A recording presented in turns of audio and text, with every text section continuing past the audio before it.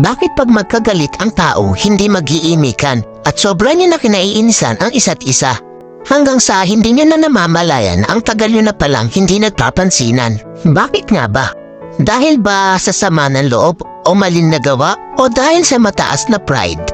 Sa sobrang taas ng pride, nagpapakiramdaman kayo kung sino ang unang hihingi ng tawad. Paano kung pareho kayong ma-pride? E di habang buhay na kayong walang pansinan at mag-iinisan, di ba?